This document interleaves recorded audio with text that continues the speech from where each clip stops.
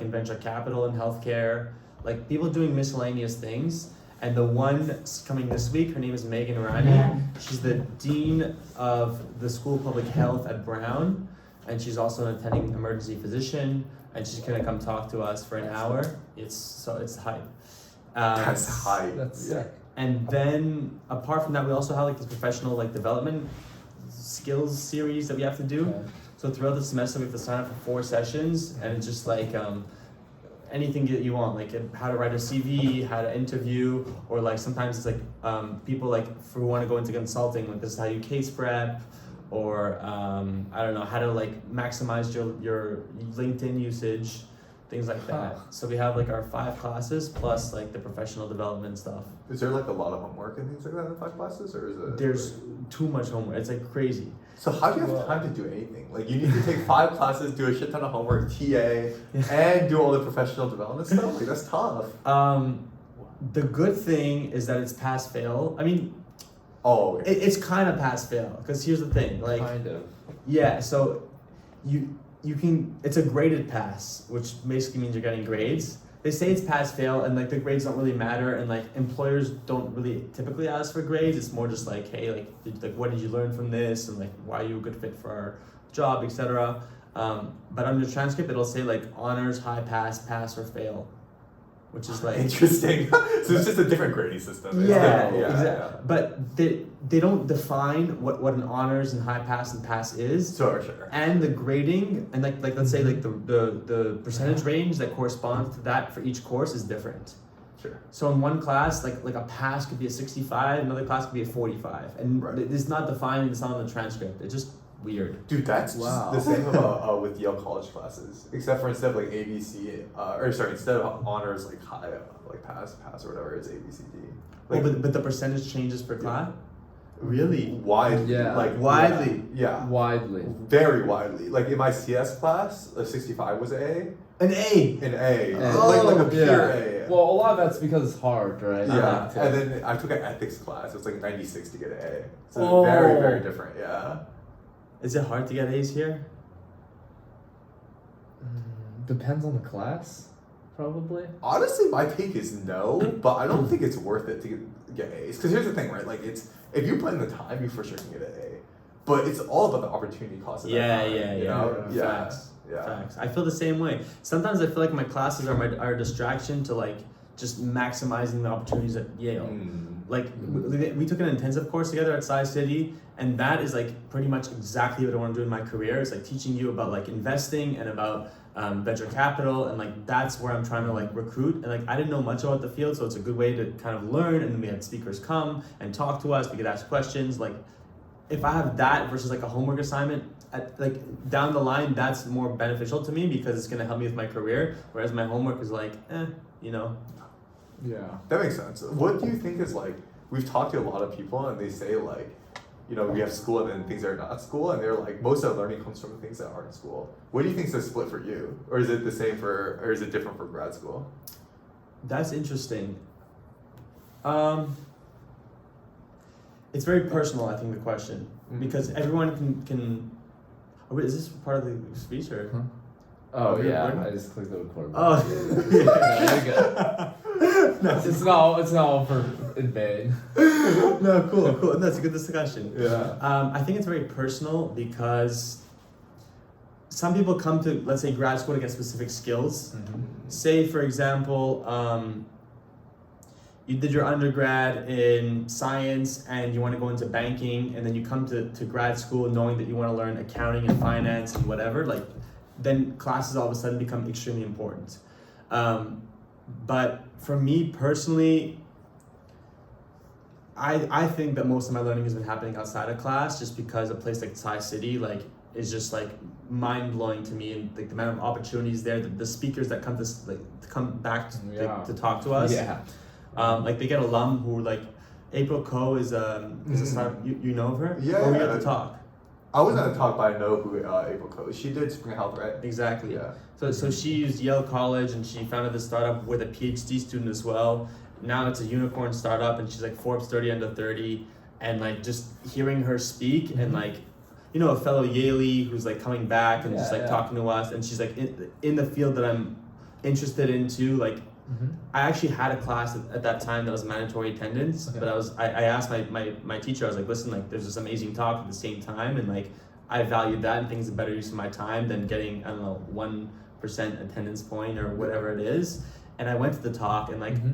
I had an interview for a venture capital fellowship the other day, and I spoke about, you know, kind of what some of the things that April Co said, and it was interesting because the recruiter was like, oh, I know April, like I used to work with her and stuff like that. Wow. And it's just it's a small world of connectedness, but also like Mm-hmm. it depends on the impact it's going to have on you and what you value, right? So I answered the question from a personal perspective, where I think that for me the opportunities outside of class are going to be much more beneficial, but everyone has their own take with it. Yeah, that makes sense. Wow. Wow. I mean, I'd say that's the same is true for us. Certainly, yeah, certainly. Yeah. What are your majors? I'm econ and computer science. Econ. Oh yeah, that's the most popular one, right? It's hella popular. It's like Both of them are top three. They're top Yeah. three. So one is econ, two is poli sci, I think, and then three Yeah. is CS. You're poli sci, right? I'm global affairs. Oh, global affairs. Yeah. Okay. You guys are you're Mhm. kind of still figuring it out in terms of career, right? Yeah. Do you know in terms of? I'm going to be on the consulting track, probably. Okay. So next summer, I'm going to do a consulting internship, and I'm thinking about maybe moving to PE or VC for full time. Talk to me. I'm recruiting for VC. Dude, that's high. Which VCs are you talking to right now? So the one that I had an interview with this past week was Flare Capital. It's a healthcare VC firm out of Boston, and I'm pretty much looking at healthcare VC firms because that's Sure. kind Your of interest, my right. interests are. There's another one called A Moon in Boston. There's a professor, he's kind of like a lecturer. He's a grad of Yale School of Medicine. He's a practicing physician who actually runs a VC firm in New York called F Prime. Dude, actually, I know what Prime is. I've heard Actually, of it. no, it might be in Cambridge, the firm. But yeah, it's a top firm, and he teaches at a school of management. I'm trying to get connected there, but the thing about VC is like, if you kind of just, from what I understand, if you just kind of like apply to the firm, like no one's gonna talk to you, no one's gonna look at you. Part of the job as a venture capitalist is just having a broad network, Yeah. and so they're only gonna recruit and like work with people within their network, and like they already know like the top players in the field. So I'm trying to just get connected with somebody who works at different firms who can kind of give me a reference, referral, that kind of thing. That I think is the most effective way to do it. But on campus, and specifically at Sci City, Jorge Torres. Steve Torres, Torres, yeah. Wait, he was your old He was dean. he was your my dean. dean. He was my dean Oh, at Pearson That's College, funny. yeah. That's funny. He's awesome, right? Love that guy. Like actually, just like a gem of a guy. Yeah. He's super interested in venture capital, and I mean, it's my first semester at Yale, but I was told that before Dean Torres came and started working at Sci City, that they were very like minimally focused on venture capital, and he's kind of like brought that in with like things like the intensive that we did together, and just bringing more venture capitalists to come speak and that kind of thing. So all to say, he's a great person to talk to, and he has office hours on the Sci City website where you just sign up for a 20-minute slot and talk to him, and I just go all the time and I just annoy him like, hey, like I'm thinking about this or I want to do this, and he's been amazing. Dude, that's how you Dean Torres is great. Mm-hmm. Yeah. You miss him as your dean? I definitely. But I do love our new dean too, Dean Hawthorne. Who's that? She's the new dean who like replaced him. I talked with her yesterday, so that was nice. How often do you talk to your dean? Like once a month. Oh, that's pretty Yeah. good actually. Yeah, For, like- that's pretty frequent, right? Like, or I like talk to my dean like in passing, but like, like, are you talking like serious conversation? Well, I was just asking her about study abroad stuff. It Mhm. wasn't about anything. Oh, I it wasn't see, about I see, anything I in see. general, I but yeah. What does she do? Like, what's her interest, background? What does she do at Yale? I know she's my dean. Oh, Dude, no, that's fair. I don't know. I know my dean has like a family. She has like a newborn, and like I know she like teaches in biology. That's it. Yeah. Okay. I should Yeah. guess like spend some time to get to know her better though. Yeah, Yeah. definitely. You should do it this spring. Do facts. Are you going back to Israel for a break or not? I am. I'm just about to book Israel and Morocco. And Israel and Morocco. Morocco. Mm. What's with the Morocco? I'm Moroccan. I don't know if you guys Oh, know. what? shit, I didn't know that. Oh, so you must have been excited today after the game. Wow. Yeah. And penalty kicks. That's Wow. Is crazy. it one of PKs? Yeah, They beat Spain. I It's was hype, it's Oh, crazy. that's super It's crazy. hot. I was a little upset, but Yeah, because you're going to Spain. yeah. So my 4 grandparents are born in Morocco, and like generations back, all Moroccan. Culturally, I feel very Moroccan, and I grew up with a lot of the customs, but I've never been. And crazy. God. I have a friend. So when I was living in Israel, one of my friends there is now working at the Israeli embassy in Rabat, which is the capital. Oh, that's how you pronounce it. It's not Rabat. Yeah, I don't think you. Well, I say it the French way too. So, but Okay. the T is That's definitely probably more silenced. accurate than to say Rabat. Rabat. Yeah. Yeah. Okay. And so a couple of friends and I are gonna go visit her, and then just explore Morocco for about 8 days, and then I'm gonna go see friends and family in Israel. Wow. That's hype. I'm very, very excited. Is your first time going, you said? To Morocco, yes. Wow, that's cool. Wait, so do you grow up in Israel? Or did you... So I grew up in Montreal, and then I was living in Bro, Israel. you're a citizen of the world, man. Dude, this dude's a global citizen of the world. Yeah, did you say, for your fun fact, you've lived in, what is it? Canada, now USA, Israel. Oh yeah, I kind of count Australia as well because I did an exchange there That's amazing. in Melbourne. That's amazing. Oh my god. You even pronounce it the Australian way too. Melbourne. Melbourne? Yeah. It's how not they born, pronounce it's it. Bin. Melbourne. Melbourne. Yeah. Oh, I didn't even know that. Interesting. It's nuts. Wait, that's dope. So what's your perspectives on that? Like different places to live, like where do you like to live? Where like what makes a place better than another, or is that just different? Like, you know, like Wow. What makes a place? Wow. Let's break that down into smaller questions. facts. So it's a big question. It's a big Very question. big question. I guess like if you could choose like out of those countries, like where would you go back? Or where would you want to like stay permanently? I feel a strong affiliation to Israel. That makes sense. Culturally, especially as a Jewish person, it's like it's such an unbelievable place to live. It's the only place a Jewish person can feel like you're really you're not a minority. Sure. Yeah. And like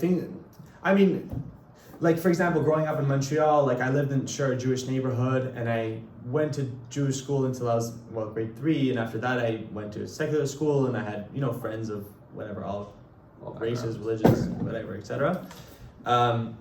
And still like my family was very like practicing traditional Jewish, but for example, like my best friends are like Christians, and like when it's like a Friday night, it's like, hey, I gotta go for Shabbat dinner, or like when there's a Jewish holiday coming up, it's just like a point of difference. Not a bad thing, but it's just like, It's different if everyone's doing that. it's different if everyone's doing that. That makes And the sense. other thing too is like, actually, I would say growing up, not many of my closest friends were Jewish. I had a lot of like very, very close non-Jewish friends.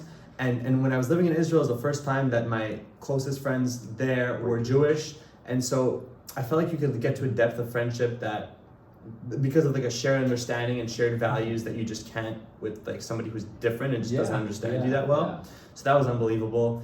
And then Israel obviously is just like, it's a very, very like, it's a culture where people live every day like it's their last, and like they're always partying and celebrating, and like it just, and then obviously from a business point of view, I was working in startups, and now I'm just in venture capital, and like that's like a field that's like really booming in Tel Aviv.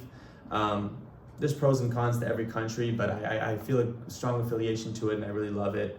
Yeah, so that's where I'd like to be. Fine. Although we'll see what happens, I'm gonna keep my eyes open. Wow. Totally. So wait, what do you mean by like they live every day like it's their last? So people there, first of all, culturally, it's a very direct culture. Okay. Like in form of communication, let's say, like people will speak their mind, and like, All right. some people tend to get like offended by different things. Like they're like not at all. Like they're like, if I told you like, hey, like your shirt is ugly, like you might get offended. But they're like okay, like they just brush right off them and like keep moving and like and like it's more like if you ask me what I think of your shirt, like in other cultures might say like, oh, you know, I think it's like nice, as a way, and instead of like being honest and saying it's you know it's not, you know what I mean, but they'll be like, I don't like it, like you ask my honest opinion, I'm gonna give you my honest opinion. And so the form of communication there is very direct and very honest and straight, and it kind of seeps deeper into the culture in the sense that the people just kind of are very like much their authentic selves, I feel like, and that's kind of encouraged. And in terms of like, if you like were there during any Jewish holiday, you see how like in the street how festive and like how deeply important it is for people. People like it's kind of like Mediterranean time in terms of like people eat dinner super late and then people go out super late and people will start work a little bit late and just kind of like chill in that sense. So that kind of helps as well. And people are just like always like, also conversations. That's another big thing that I found when I moved here and came to Yale. Hi.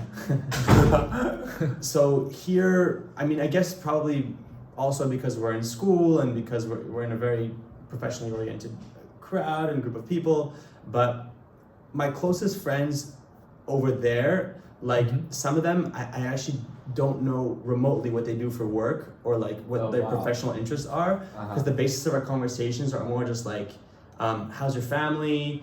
You know, what are you doing this weekend? And like telling each other stories and laughing and that kind of thing. And it's just very like, you know, more like it's more easygoing and human. Yeah, that's what I kind of liked.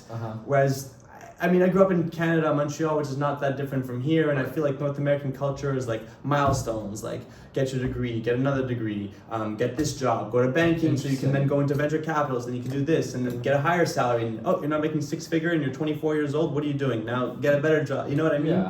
So, nobody cares. Like, dude, that's great. It's just laid back. You guys should both definitely come visit. Dude, I actually really want to go to Israel. That's making me really want to visit Israel now.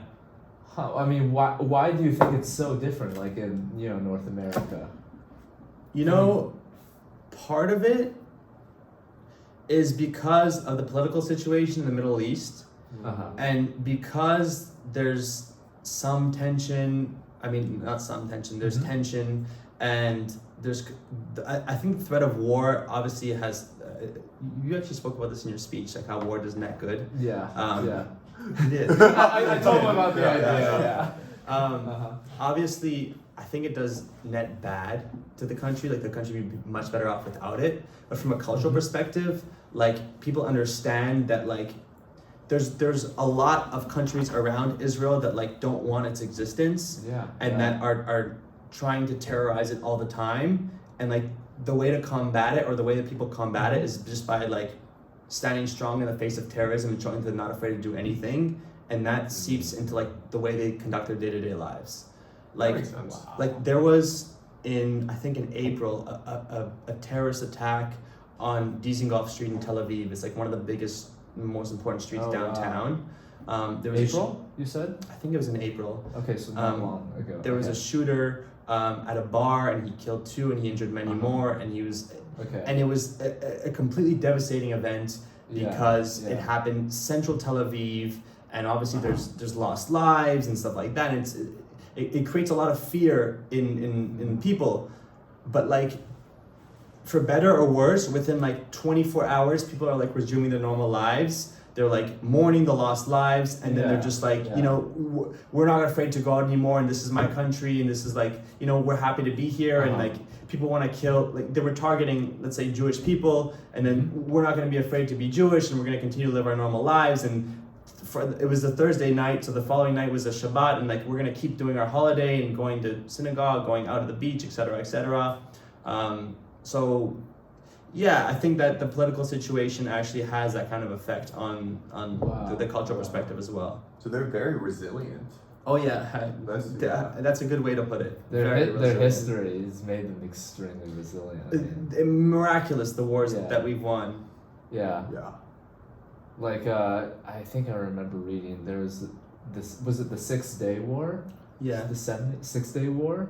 I think it was like literally every nation around Israel Yeah. was at war with Israel, and Israel still won. That's Yeah. built different, right? Oh, and Dude, that's totally built different, yeah. no, and like Uh-huh. the army size was like tenfold higher on The other opposing side. the opposing side, and like the amount of weapons that they had were just much more. But Israel was just kind of strategizing, and if you believe this or not, in Israel, I mean, there's a number of theories why they have such a successful military. One is because like literally like the survival of the country depends on it. I mean, this is true for any country, but like they really feel it.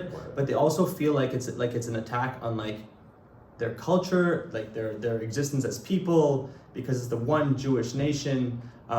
So I feel like soldiers have a much stronger affiliation to their military and to the cause, which definitely helps you conduct your military act service in a much more meaningful way. And there's a religious argument as well that a lot of people there are praying all the time for the well-being of Israel, and that helps as well. Wow. A bunch of my my Jewish friends from home, there's something called like the birthright trip. Yeah. I don't know if you heard of it. Yeah. Yeah. They went there like last summer for the birthright trip, and they were like, "Yeah, dude, it's a great experience." And like, I think what they said like reflected what you were saying. They're like, "Yeah, like, my city has like a good number of Jewish people, but it's not like nowhere close to like Israel, right?" And they're like, "Yeah, like being in the environment where everyone was Jewish, is like it's a experience, like a great experience to have." Yeah. But, yeah. Wow. I mean, that's so interesting because I feel like if we went to like China or something. Facts, bro. Big facts. Dude, if I pulled up to China, dude, get me the fuck out of there instantly, man. Like, I'm trying to come back to the States. Like, yeah, that's actually a great point. Maybe, like, why is that? I'm assuming, like, you speak Hebrew, like, really well, right? And, like, I do speak. Yeah, like, think it, like, we speak Mandarin, but, like, bro, it's like... Are you both Chinese? We're both Chinese American, yeah. We were born in America, so I think that definitely sets some sort of precedent. But yeah, we're just way more culturally Westerner. Dude, that's such a good point. Yeah, like I feel like if I went back to, or if I went not back, but if I went to China, I wouldn't feel like the. Do you either interested in going? Eventually, I would be down. Yeah, I would be Eventually, down. yeah. But I don't know if I would be like down to live there. You know, I would probably not want. I would definitely not want to there. Yeah. Nice. I've been to Shanghai and Hong Kong. Oh really? I was there a few years ago with my family. Oh, that's dope. Just vacation or Vacation. cool? Yeah. Wow. I mean, what do you think? It was probably like 6 years ago that I was there. Shanghai, the thing that marked me the most is the air pollution. Like this was way before COVID and people were wearing masks. I'm like, what's going on? And then I start coughing and sneezing and I'm like, oh. And then by the end of this room, like you can barely see sometimes like what's going on because it's just like smog and everything like that. That's crazy. So that was just crazy to me. Uh-huh.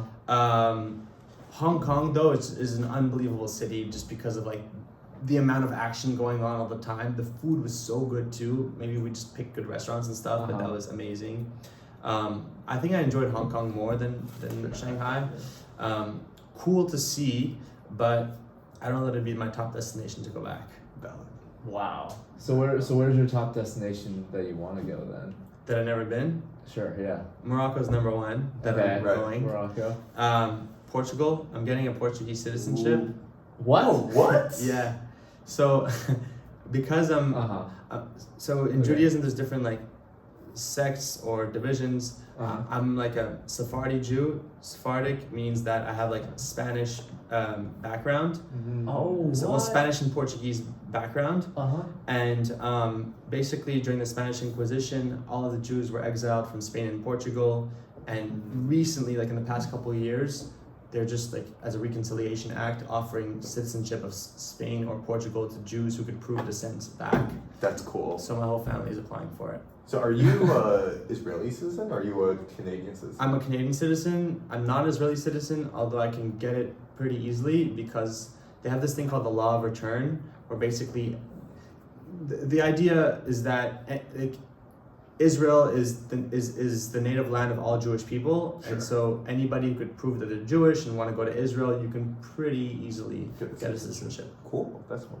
Mm-hmm. So what's specifically drawing you and your family to go for the Portuguese? Well, my sister lives in Italy. Okay. She's been there for 4 or 5 Where? years. She was living in Florence for 4 years and just moved to Milan like about a month ago. Nice. So already the thing, like my parents are thinking like about her. It helped her obviously because right now she's not a citizen, and working is like tough, like with visas and stuff like that. And so that'll because with Spain, Portugal, Italy, and all the other countries, you get an EU passport, so you can work and live easily within any of the EU countries. So for her, there's a clear benefit. For my parents, it's like they don't know what their lives are going to be like, and like what if we just go live there someday? And for me, it's just like. It's an EU citizen, like it's an opportunity that I see more than anything else. I don't see a direct need for it right now, but who knows what my life's going to be like 5, 10, 20, 40, 50 years down the line. Wow. Dude, my man planning ahead. Planning ahead. I mean, that's a smart move. Yeah, it is a very smart move. So what were you doing like 5 years ago? I was in my undergrad. Definitely. I don't. I'm 25. I was 20. Yeah, I was in my undergrad. I was doing kinesiology, and I was at McGill. Wow. Oh, one of my friends was in McGill. Yeah. Yeah. Is he enjoying it? Yeah, I think he plays soccer for them. Oh, cool. Yeah.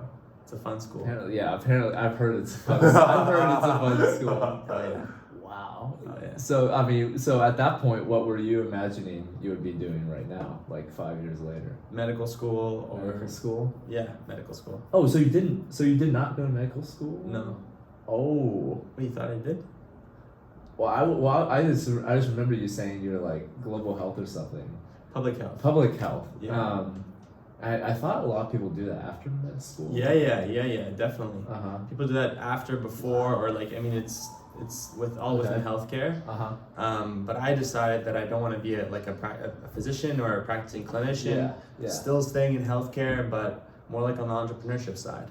And that's why I'm in this healthcare my concentration / major is healthcare management within the School of Public Health. I see. I mean, I imagine like when you're doing kinesiology at McGill, like you're like, all right, I'm gonna go to medical school. It's a huge commitment, and it's like, it's like something you're prepared to do. Like, what was the moment when you were like, all right, maybe like this is also an option. Maybe I can.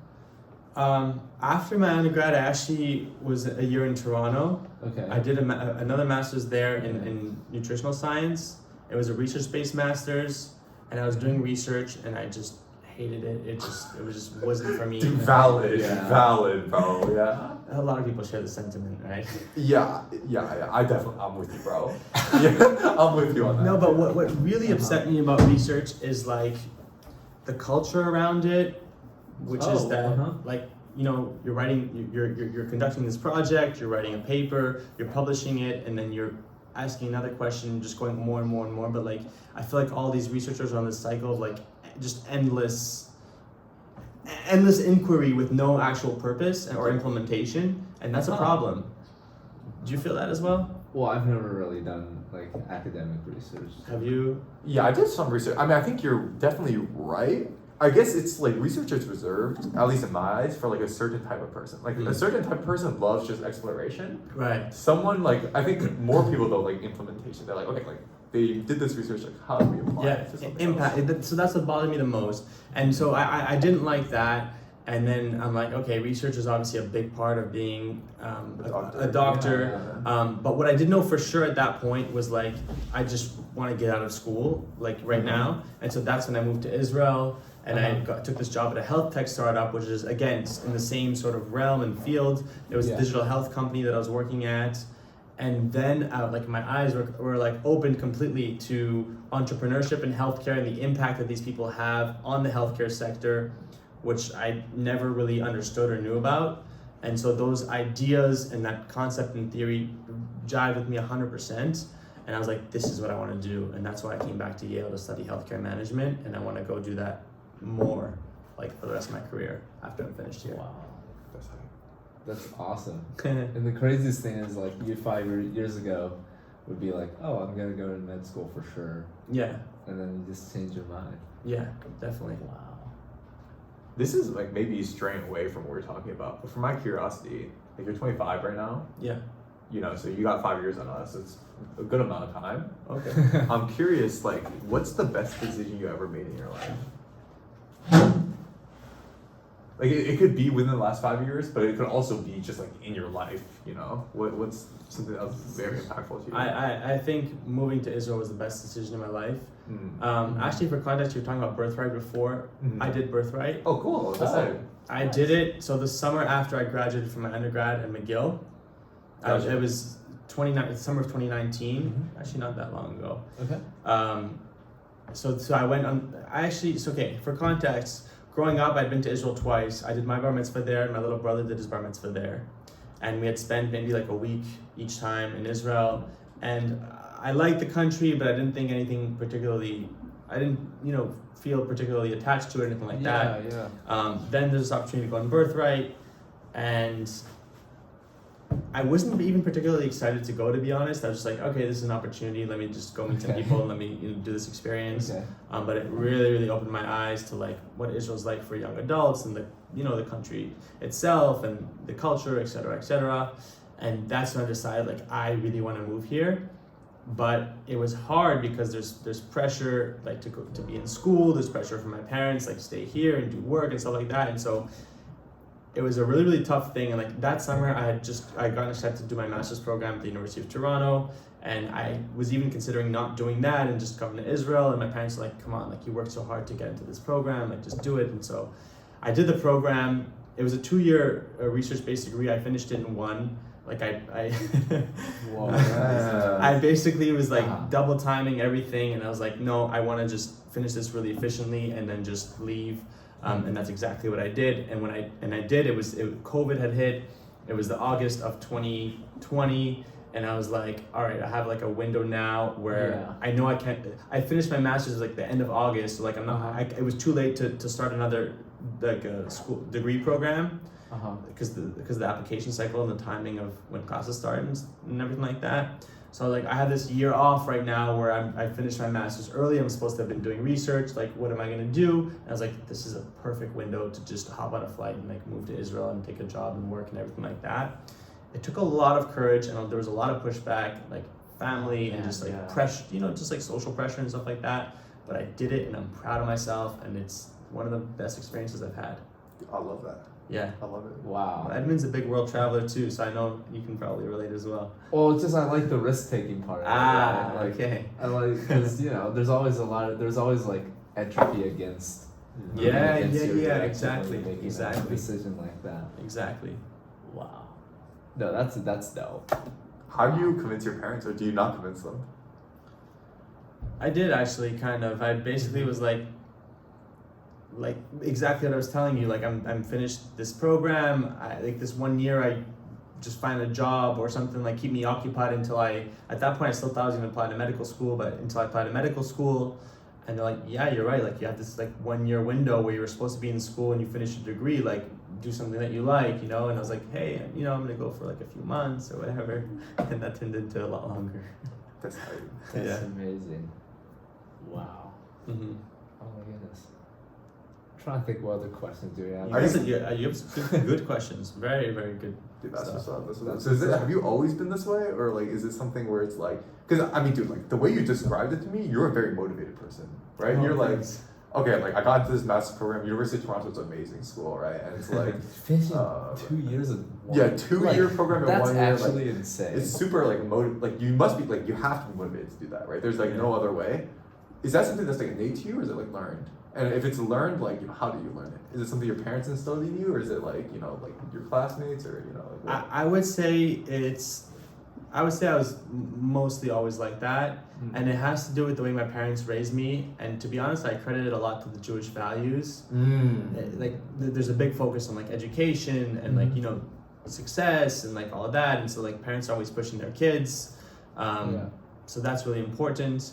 And in my life, as far as motivation, I found that for the kind of success I had of like, let's say finishing the degree early and like all the other successes I've had in my life are just, it's when I'm really able to like zero in and like basically put blinders and just like know with certainty that this is what I want to do. And then I go like full throttle with it. I'm kind of like black and white like that. Sure. So there have been times in my life where like, I don't really know what I want to do with my career, or I don't really know that I want to do this. Whenever I'm in like that gray zone period, like my quality of work is not as good, my motivation is lower, because like you're not convinced that you should go in one direction or another.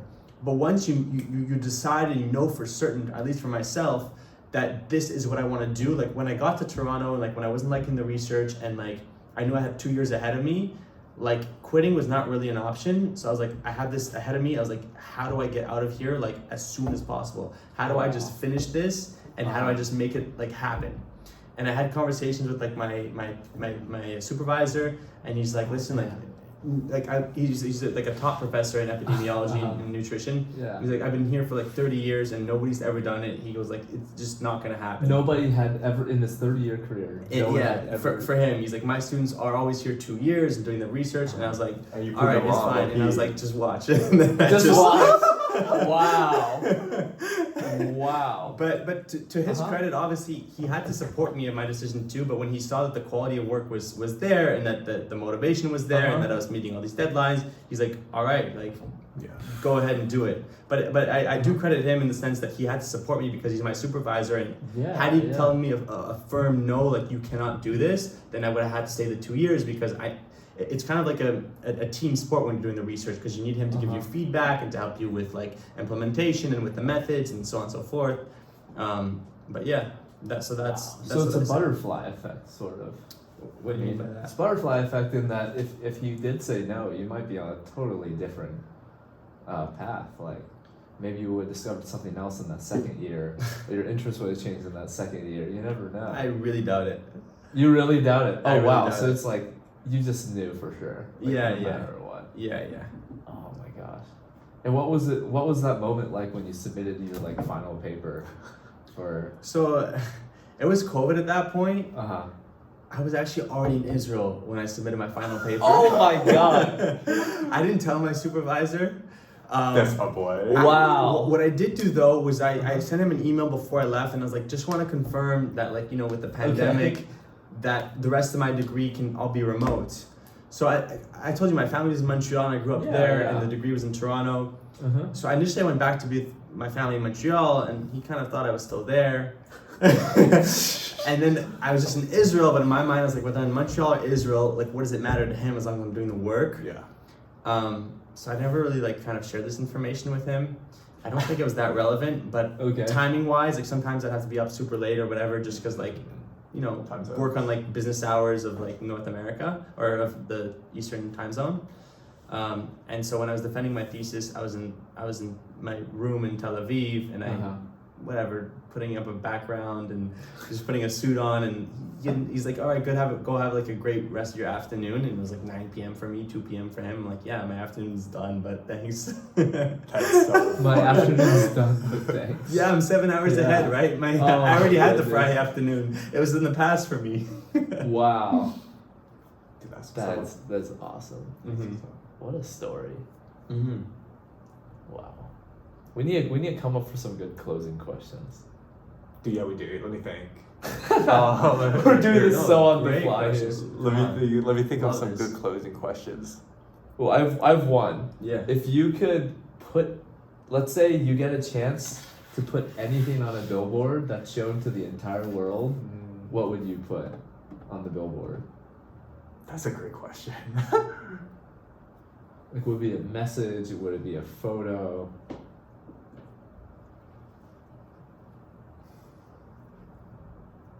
Good stuff. I'm gonna check. Okay, we got it. Great.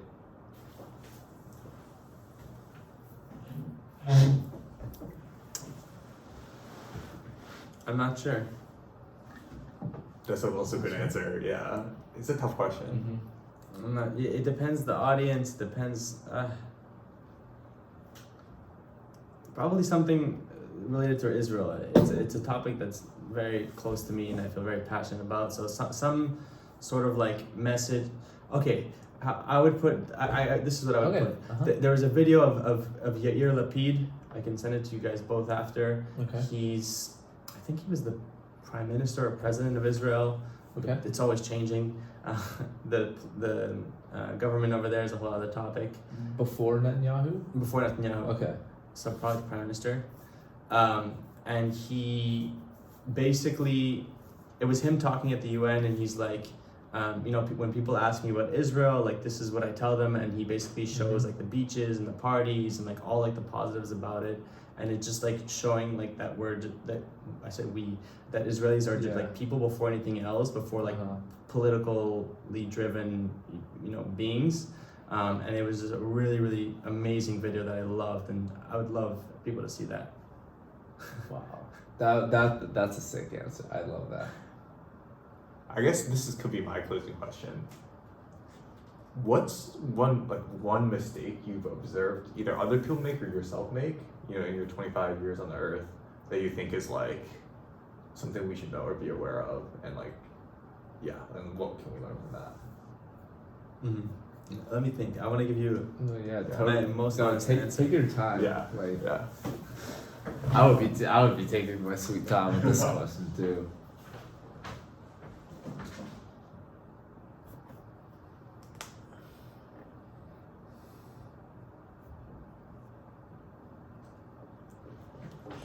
I think I have it. So, a lot of people, I think, aren't true to themselves, and like, there's a lot of social pressure to do certain things, whether it's career, relationships, etc., and a lot of people just do what they think is right by social norms, and by standards, and like by just social standards, and they pursue paths and careers and like living in certain places or whatever because of that. I think that's a huge mistake. And I don't have this deep insight because I'm only 25 and I'm not 85 or 65, and this is something that older people have told me, and I'm trying to have some foresight on. But for me, like, especially now that honestly, I think that not going into medical school is one of the better decisions I made in my life, because it allowed me to explore this career path that I'm now on, which I think is much better suited for me. But that was kind of like, let's say, an example of like a social pressure, like, you're interested in health science, you're interested in healthcare, like this is the best career that you should aim for. Okay. So go to medical school, and I'm certain that a lot of people in medical school and that are physicians, residents, etc., are like question themselves way too late, like, why did I do this and why am I here? And that's a big mistake. Like I could talk specifically for like medical school. Like, I have some friends now who are having like hard times, academically, mentally, and stuff like that. Physician burnout is like a huge issue. Career dissatisfaction is a huge issue. And then you ask them, like, why did you come here? And like, they wrote beautiful essays and stuff that got them in, and they thought they knew why, but deep down, it's a great career that society tells you should do. So the mistake that people do is that they're not authentic to themselves, and they're not exploratory enough in like their options. Like, see and live different things, and really ask yourself like what you want to do, and just follow that. Wow. Yeah. Dude, I love it. I love that. That's hype. I love that. So you've just observed this like over the last few years, like? Yeah, I would say over the last few years, and I think that the effects of it are much more pronounced later in life. Like I was saying, 60s, 80s, like when you're, let's say, a grandparent, like reflecting back, I don't have that many years to reflect on relative to that, but I have the foresight, and that's what's driving me away from making those mistakes. Wow. No, that's actually so true, I think. I mean, we talk about this all the time, but we think there's similar pressures in college. Yeah. Just in general. Yeah, I was at a talk the other day. It was this former English professor who came to speak on campus, and he was saying how, like, when you're a Yale undergrad, there's 4 careers you go into. You go into consulting, banking, medicine, or law. And like 80% of people like self-select into one of the 4. And he's calling you out, but and he says now there's actually a 5th, and it's tech, and then all of a sudden I'm in that category as well. Well, that's very broad though. Tech is like. You're right. extremely broad. But he's like, how many Uh-huh. people like would actually really rather be like musicians or poets or writers or anything else that are just not doing that and self-selecting into one of the big 4 or 5 categories. That's a great point. I wonder what that number actually is. I think it's about, I think at least 80%. Or It the seems accurate. the percentage of people that select into that both do not want to be in the 5. You know? I don't think you can ever get data on that because Yeah. people are not honest in their own selves. That's true. That's true. So what you mean by like they don't know, or they know it's not for them deep down? It's like, so you're saying like, or they're pursuing it because they think it'll give them good money, good future opportunities, good social status, like whatever, like. But not because they like it. Right. That being said, this is a nuanced argument because like if you tell me now that like you're straight out of college and you want to go into consulting or banking because having 2 years at like a top firm, let's say a McKinsey or like a JP Morgan or Morgan Stanley or whatever, is gonna then give you strong credibility and skills to pursue something that you're more passionate about, I would say that makes a ton of sense. And I would say do that.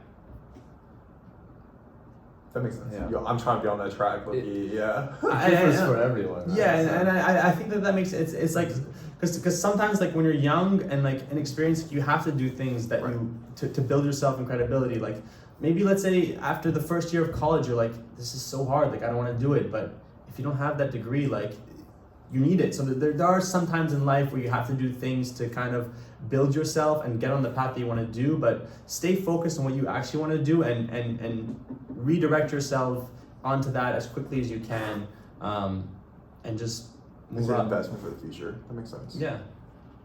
Wow.